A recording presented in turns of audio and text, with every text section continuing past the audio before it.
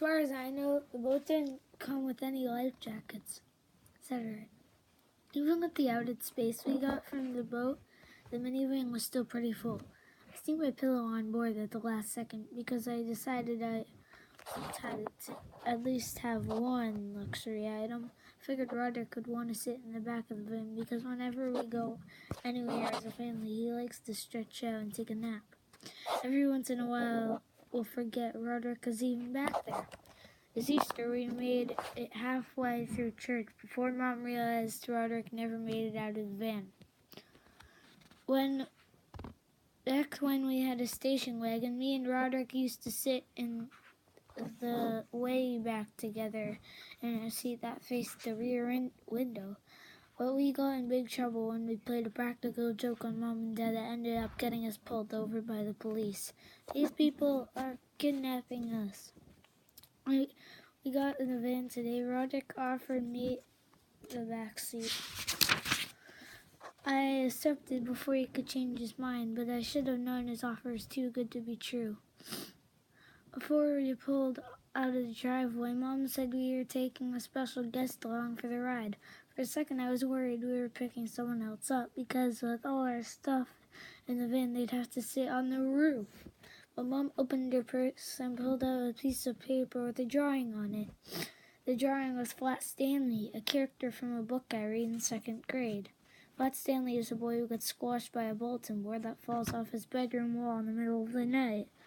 And when they pull the bulletin board off him, he's as thin as a piece of paper. I thought it was pretty cool that Flat Stanley could fold himself up and just get mailed to his grandma's or have his brother fly him like a kite.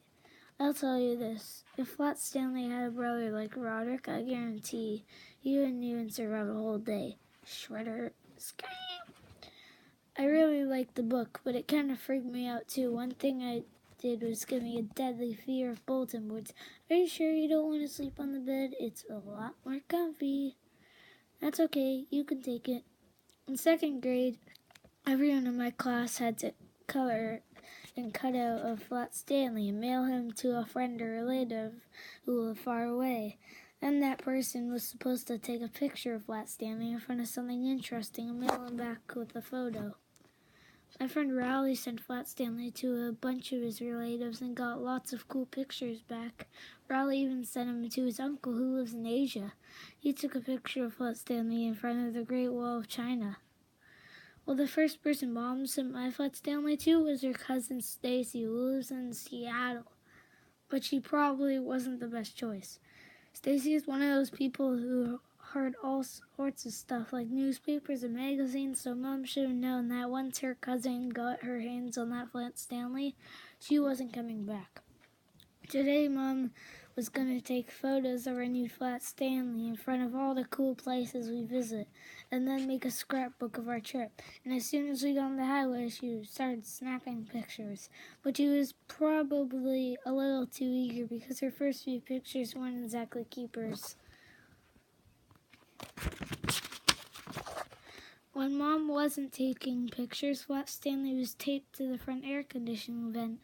What I can say, he was having a much better ride than I was. The windows in the back of the van don't open, and the vents are blocked by all of our luggage, so I wasn't getting any cold air. What made me even more uncomfortable was the fact that Mom was in control of the trip. Mom always tries to make things about condition, and I know she was going to turn this experience into one long lesson. She's been doing that ever since I was little. I remember when I got scratched by Grandma's cat, and Mom tried to turn it into a teaching moment. C-A-T, cat. Sure enough, a half an hour into the trip today, Mom started with the educational stuff.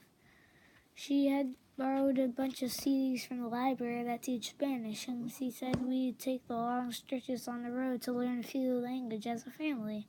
Hola, learn to speak Spanish with me.